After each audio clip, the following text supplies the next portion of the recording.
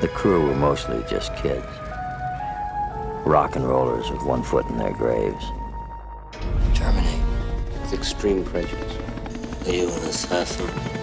I'm a soldier. Some of the first people that Coppola brought on board to undertake this epic project were Fred Roos and Gray Frederickson. Roos served as a line producer on The Godfather Part 2 and would handle much of the logistics of shooting Apocalypse Now. Frederickson was good at getting locations and dealing with location problems. He's also fluent in Italian, which really came in handy during the Godfather productions, and would prove handy on Apocalypse Now as well. I'm gonna speak Italian to Mike. Go ahead. Roos and Frederickson began work on a preliminary budget at Coppola's Paramount office in Beverly Hills. Frederickson said, "We were obviously under budget on everything because there were so many unforeseen things that lay ahead of us. I think I only budgeted for 2 PBR boats, and we should have had 5, 6, even 7 of them, so that we'd have a spare one standing by should there be any problem during shooting." By the way, PBR in this case is not Pabst Blue Ribbon, but instead Patrol Boat River.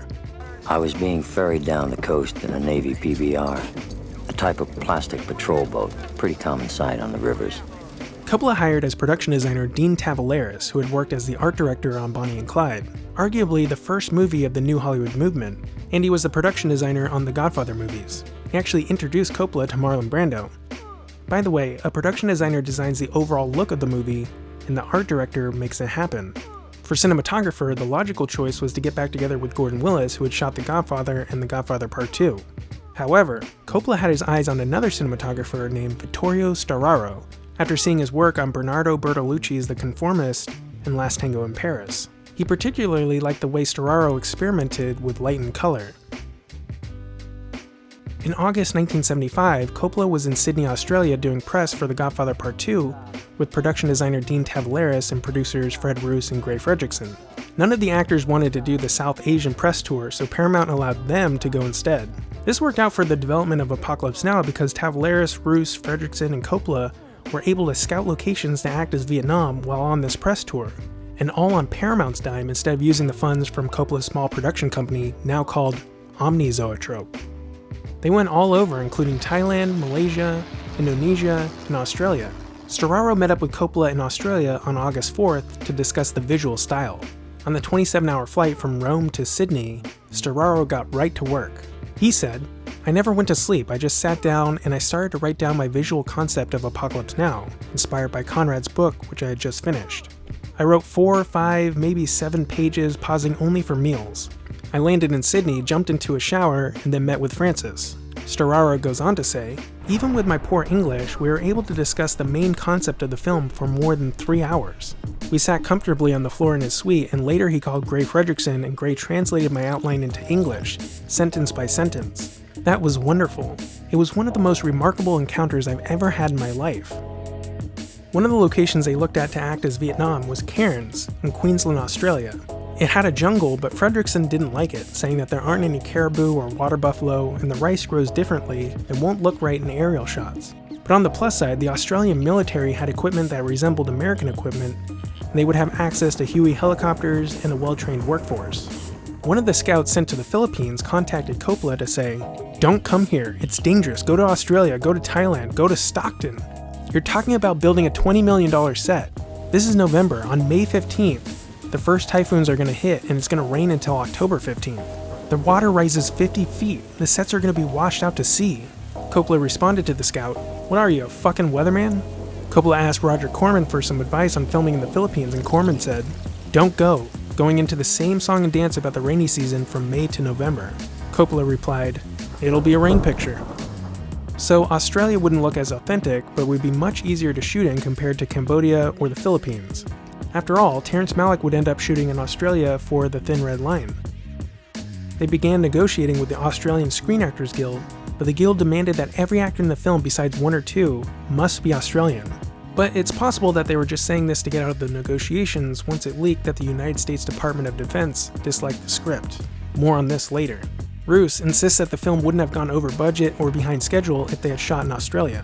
I was going to the worst place in the world and I didn't even know it yet. By the end of 1975, the screenplay was 6 years old, end quote.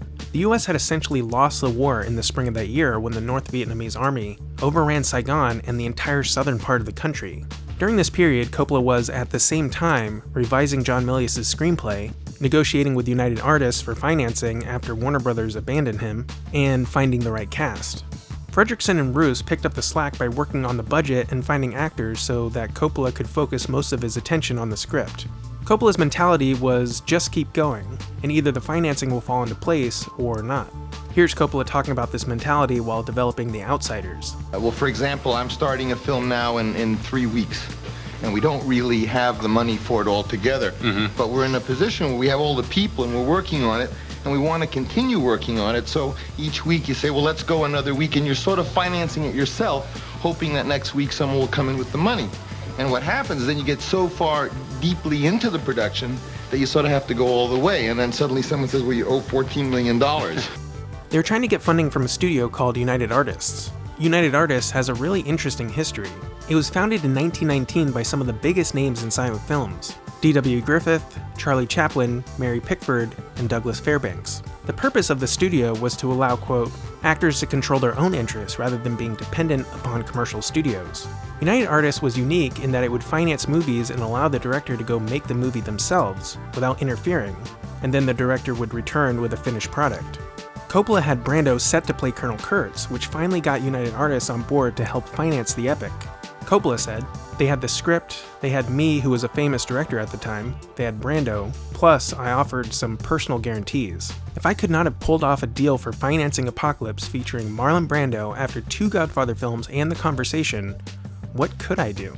Now, you raise an interesting point there that people who fancy themselves artists probably could understand, but people who fancy themselves businessmen are probably going, Francis, that's how you get into trouble.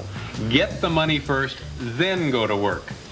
Well, you know, I mean, it's my feeling when you want to get a movie going, it's so easy for someone to come in and say, well, we don't like that idea, or we don't think that's like anything that's done well. So really, if you want to start, my feeling is just start and follow your heart. And really, Godfather 2, I remember we had spent $1 million building the sets before Paramount ever told us we could make it. Now, see, now what would have happened if Paramount said, oh, we've decided against it? I mean... Well, that's sort of what has happened to me at certain times, and this notion of me being a risk taker isn't really so true. It's not that I'm a risk taker, it's just that once we're making the film, we don't want to stop, and we sort of, maybe in a naive way, think that, oh, it'll all work out.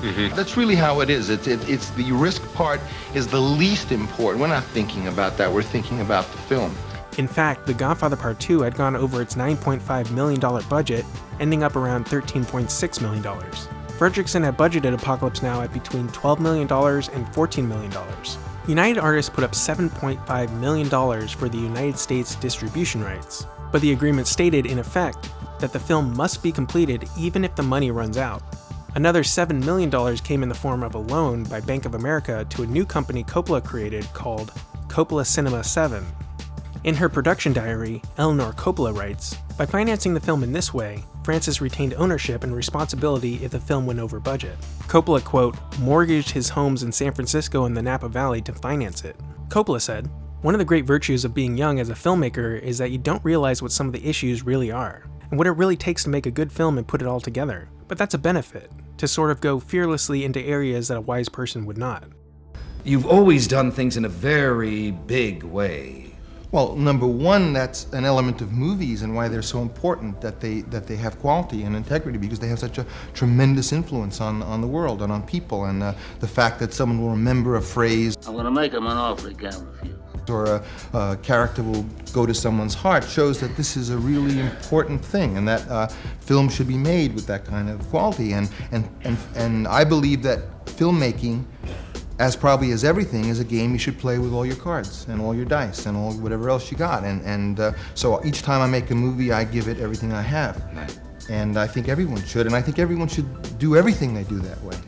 So, according to Peter Cowie's book, the agreement was that, quote, gross rentals in the United States were to be split 50-50 between United Artists and Coppola's company up to $20 million, and thereafter in higher proportion to Zoetrope up to a maximum of 74.8125% on revenues over $100 million. And going on to say that, quote, the balance of the budget would be covered by pre-sales of Apocalypse to distributors outside the United States. We always wanted to be independent and control our own destiny with film, and against the idea of the big company that would kind of just use us and tell us what to do. So I developed with some of my friends the idea that we would go around the world and we would make a film that we would finance by getting each country to put up an amount of money as partners in advance. In other words, Italy would put up so much money, France, etc., and we would get the money by getting distribution advances, and therefore we would own the picture. I was the head of the company, and I believed that I could finance it this unique way, which I thought might be a precedent, that we could maybe go on and continue to do that, and by doing that we would basically build a real company that really could make movies and give new people chances and own the movies.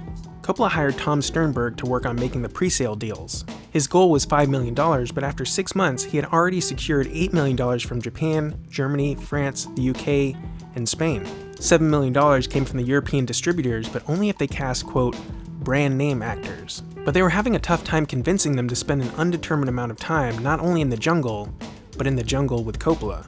After all, Coppola gets a lot from his actors. Coppola also didn't offer them any percentage of the film's box office earnings. In May 1975, Coppola and Roos went to a meeting at the Pentagon in an attempt to be granted the use of American military helicopters. The Department of Defense wanted the Army to help the production so that they could have some influence over the depiction of the American military in the movie. They had read an early draft of Milius' script and particularly didn't like the, quote, scalping, surfing, dark humor, and pot smoking in the story. They also, quote, argued that the Army would never order Kurtz's murder. Terminate with extreme prejudice. Of course, what good would a morally gray secret assassination plot be if you admitted to doing stuff like that? When the deal didn't work out, in part because of these demands, Coppola said to them, "You aren't going to see this picture. This picture is going to happen to you." Later, Frederickson would try one last time to get the American military on board by sending a letter to both the Department of National Defense in Washington and the Armed Forces of the Philippines HQ in Manila. They still needed, quote, military technical advisors, military escorts, aircraft, mostly Huey helicopters, ordnance, firearms, artillery, etc., military vehicles, and a radio communication system. Welcome to the Stone Age, son! The letter reads, "The story is set in Vietnam in 1968. It's about the demoralization wreaked by the Vietnam War on the young Americans who reluctantly served in the most unpopular war in US history. Nothing in it is derogatory to the Vietnamese nor American people, although its effect would be to question certain once popular values and attitudes that made the Vietnam War possible." A press release was sent out saying, "The project budget is $13 million. Preparations and construction will take about 3 to 4 months. Actual filming, desired to start January 1976, may take anywhere from 4 to 6 months. The principal stars will be Marlon Brando, Steve McQueen or Clint Eastwood, James Caan, Yves Montand, and Maria Schneider. There will be a staff of 65 foreigners plus about 500 Filipinos. As much as 2,000 local technicians, bit players, and other talents will be hired. Locations for the filming have not been finalized." I have included some excerpts with more info on Coppola dealing with the Department of Defense in this episode's companion PDF, which you can get for $1 at the end of the video. Frederickson just happened to run into an old high school friend named Giovanni Volpe on a trip to Manila. Volpe's family founded the Venice Film Festival, and Frederickson mentioned their need to get the Filipino military to agree to help the production with use of their military vehicles and facilities if the American military wouldn't give them an answer. Volpe invited Frederickson to have dinner with him and President Ferdinand Marcos, and the negotiations went on from there. Fellas, I think I know a little bit about politics. Get up. Coppola and Roos met with Marcos, and on October 1st, 1975, they had signed a contract to use the equipment and personnel at no cost except for the normal expenses and insurance against death and damages. And it just so happens that Marcos had American helicopters and Air Force planes, which were provided by the US government to help fight communist rebels. Production will pay the military thousands of dollars per day, as well as overtime for the Philippine pilots. In return, Francis can use Marcos's entire fleet of helicopters, as long as they're not needed to fight the communist insurgency in the South. A band of rebels has been waging a fierce war for control of the southern Philippine islands. This was during the height of the Cold War, and President Marcos was afraid that the communists would assassinate him like they did to the president of South Vietnam. The assassination was allowed by Kennedy's administration, and Marcos knew that he needed the US on his side. Marcos would fight the communists, and in exchange, the US would ignore Marcos' extreme corruption. Just after the production arrived in the Philippines, United Artists wanted to send out a documentary crew to shoot behind-the-scenes promotional material for the movie. The job would go to Coppola's wife, Eleanor. Eleanor Coppola said, "At the time, it was customary to run 5-minute pieces on television to promote films. Francis was already having difficulties and didn't really want a team coming out and snooping around. Plus, all the systems of getting people out to the locations were overtaxed, and he just thought that having more people to look after would be too much." He told United Artists that he would do it quote-unquote in-house. He looked around and everyone but me had a job. He said, "Ellie, you do this." I had never made a movie or been to film school, though I had made some very short art films, and he knew that I had a good eye. Eleanor continues saying, "The equipment arrived on the porch of our house in Manila, and I sat down and read the instructions, taught myself how to load magazines, and so on. I was using a small 16mm newsreel camera, but it was still fairly heavy for me. I made every mistake there was to make. The tripod blew over while I was trying to shoot on the main set. I thought that if I shot everything in sight, surely I would get 5 minutes of usable film. I wasn't getting paid, just getting raw stock. At home, Francis would start talking about all his problems, and I would just stick a tape recorder on the table and turn it on. He didn't care. He was too overwhelmed with what he was saying. By the end, I had 60 hours of film and about 40 hours of sound tape. It is because of this small decision that generations of new filmmakers will have an amazing insight into the creative process of one of cinema's greatest artists, making one of his greatest masterpieces. Not to mention a historical account of one of the most amazing things that happened in cinema history. A big-budget epic story told by a filmmaker with complete creative control. They could have just as easily hired some documentary team who would have known what they were doing and sheepishly stay on the fringes of production, capturing just what they need for a 5-minute promo, and that's it. With Eleanor's film and diary, we don't just get an intimate glimpse into one of cinema's greatest minds, but we also get a certain understanding of what it's like to be married to someone trying to create something meaningful. In a separate interview, Eleanor goes on to say, "So I got the guy projecting Francis's rushes at night who was free during the day. He took the sound equipment and I took the camera and we set off. At first, we practiced where the production was training GIs and we just shot everything in sight. After a while, word came from the publicity department that they'd like to do a 15-minute piece on the making of Apocalypse. After all, it wasn't costing the budget anything because I was unpaid and the sound man was already on the crew, so we just kept shooting." Stephen Travers writes, "Initially, the footage and interviews were for the short promotional film or for her diary, not a documentary. Eventually, Ellie Coppola's in-house camera shots became Hearts of Darkness, a filmmaker's apocalypse. The seemingly endless footage and audio was locked up in storage until 1990 when 2 filmmakers, who had been students when Apocalypse Now was released, asked if they could look at the hours and hours of raw footage and turn it into a roughly 90-minute documentary. What's interesting is that even though there was an understanding that whatever Eleanor shot would be reviewed and approved by Coppola himself before any promotional materials were made, Coppola didn't breathe down the filmmakers' necks like he had experienced so often by producers in his life. However, Coppola didn't think that the documentary would get as popular as it became. He thought it would play on Showtime twice and that would be it.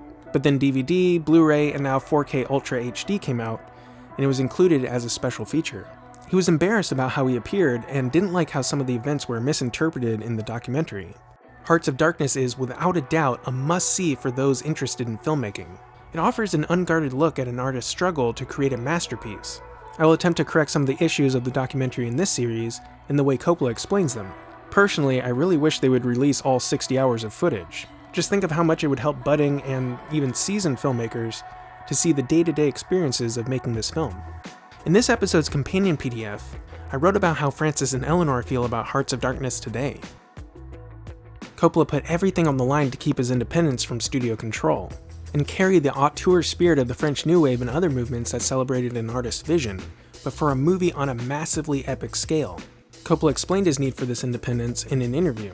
When you have a good idea and you're all excited to do it and you say, okay, tonight at 8 o'clock, everyone come, we start, you don't want to then have to go and talk to someone and say, please give us the money so we can start. You want to just start, you know. I think the treatment of money is so conservative. They want to be sure, will I talk to my lawyer, we'll see next week, that your enthusiasm just dies, you know. And I like to, if we decide we want to do something, then we should do it right then, you know, and let our enthusiasm take control and not our fear that, oh, we'll lose money. And I find it's very difficult to convince other people of your own enthusiasm. So it's almost easier to make a lot of money so you can spend it quickly, rather than have to go and ask rich people, because rich people are most frightened of their money of all. You know, so I think independence just enables you to get on with your life, not to always live waiting for something to happen in the future. We would like to be an official little movie company based on those. Now, this is a rarity, isn't it? Which? Having your own little independent studio turning out big, huge motion pictures? Yeah, but of course it's more like the early days of movies when it was fly by your pants, and the people in the film business were not so much businessmen, but they were former garment industry people, so they were used to what it is to invest in next year's hemline. So there was the element of risk in movie making. It has to be. I mean, the extraordinary thing about this is after the enormous success of Godfather.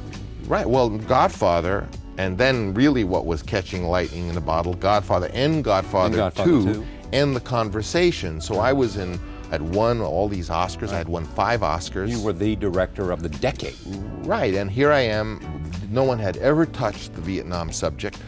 No one had ever made a feature film, other than John Wayne, who had made The Green Berets. And I was going to take up all the money I had made, which I had, among other things, bought the great Inglenook estate, which was the queen of the Napa Valley, and I put it all on the line to borrow the money, which, along with the advances from all the European countries, I was going to go off to the Philippines and make this film. But let me interrupt you. As we look at this now, I mean, before I even go to the clip and before I hear a lot more about this, was it the worst decision of your life? Oh, not at all. Not at all. I wouldn't say that at all. I think it was a great decision. I mean, when else is it the time to go on an adventure when you're, what was I, 34 years old? Yeah. I don't think that was a bad decision at all.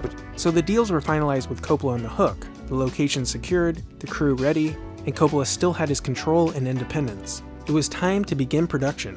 The release date was set for April 7th, 1977, Coppola's 38th birthday. 38 fucking years old. In the next episode, we will finally begin the movie in the hotel room of Captain Willard, suffering from inner turmoil and waiting for his next mission. To help support this series, I made a $1 companion PDF that talks more about Hearts of Darkness, the Department of Defense, and a selection of my favorite comments from the last episode. I would love to raise money for an editor so that I can work on 2 episodes at once. With your help, I can do that. And if you support CinemaTyler on Patreon at the $5 level, you'll get access to all of the companion PDFs I make. Thanks for watching.